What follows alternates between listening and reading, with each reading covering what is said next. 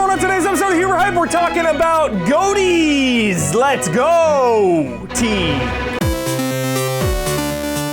Happy New Year. Welcome to the show, everybody. It is 2026. That means it's time for Easy Allies 2025 Game of the Year Awards. Coming soon. This is not that video, it's coming soon. But I wanted to get a little pre-hype cooking, a little pre-hype GOTY simmering for a couple of these games that, you know, I look back very fondly of. Some of the unsung heroes, some of the ones that slid just under the radar for best games of 2025, because it was a great year. So stay tuned for Easy Allies full GOTY coverage, but in the meantime, let's dive right in. First up, 1 year ago, January 2025, absolutely one of my favorite games of the year, straight up, Citizen Sleeper 2. Citizen Sleeper 2 was so freaking good. You know I love the first one. The first one is very minimalist. You're in the one station hub, and you are basically rolling dice, RPG tabletop style, and interacting with characters visual novel style. It is like a mashup of visual novel and D&D dice rolls. And surprisingly, it is just one of the most immersive frickin' games I've ever played. These are games to be played in solitude with all of the lights off at night, and you contemplate. You just contemplate the meaning of life. That is how deep I get into Citizen Sleeper. And 2 just did everything better. All of the mechanics are better, and most importantly, you can have a space crew to pull off heists and jobs like The Expanse or Firefly vibes. There are way more than one location, so it does feel like you are exploring this asteroid belt. The titular Star Wars vector. Citizen Sleeper 2 just really slid under the radar. It's unfortunate because this is a game I just champion. I champion it hard. Do not skip Citizen Sleeper 2. We already have a million things to play, I know, but we are in that downtime right now. Early January, pick up some of the scraps from 2025. Citizen Sleeper 2 should be at the top of that list. Next up, if you followed me for an extended duration, you would know I love to get hyped on Mafia. Mafia: The Old Country is without a doubt the best 7 out of 10 of 2025. We are swimming in the old country. This was such a great game. I loved it so much. And we are just on a nice course for this franchise. Coming off of Mafia 3, which, you know, it took a different direction. Then they came back and they remade the first one, Mafia Definitive Edition. Now we get a brand new entry, Mafia: The Old Country, a prequel to this series.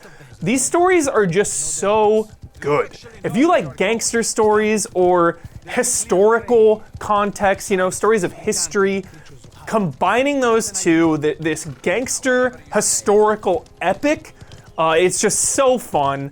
The game is fairly short, pretty linear, and it's just got a lot of cool missions, a lot of cool knife fights, maybe a few too many knife fights, let's be honest. You know, you're like knifing everyone around. Who knows why that is? Seems that my friend is going to take it from here. If that's how you want it. Not too late to put away your blade and leave with those two. But in the end, it was a really memorable game, a really memorable story, and I'm always just excited for this franchise to succeed. I want Mafia to keep going, keep charting forward. Yes. Such a tragedy what happened. Next up, one that I was surprised kind of slid under the radar, Sword of the Sea.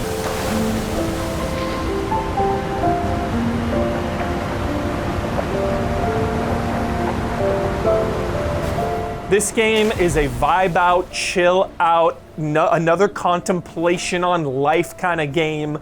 You're riding around on a hover sword, and the thing about this game is I feel like whenever and wherever you play it will dictate your perception of it. Because it is a silent game other than music. You know, no one's really speaking. There is text. You find these kind of artifacts around, but it is a very quiet, meditative game, and that can really change depending on the mood you're in or when this game finds you. I like to quote Roger Ebert all the time. He's, you know, one of the reasons I do what I do, and he said one time, "Your intellect may be challenged, but your emotions will never lie to you." And I feel like that is sort of the scene. Just feel the vibes. Let the vibes wash over you, follow your heart, and just feel it. Which brings us to our grand finale. This would be my GOTY if it were allowed to be, maybe, I'm serious. Lies of P Overture. This is one of the single greatest DLCs I've ever played. Hands down, it is up there with Artorias of the Abyss and Blood and Wine, if you will.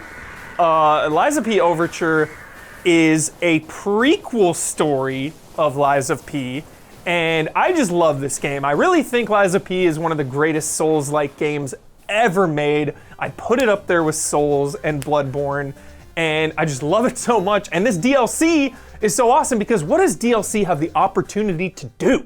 DLC has the potential to just be hyper-focused. There's so much focus. This is all killer, no filler. Some of these environments, like the zoo, there's like mutated animals everywhere.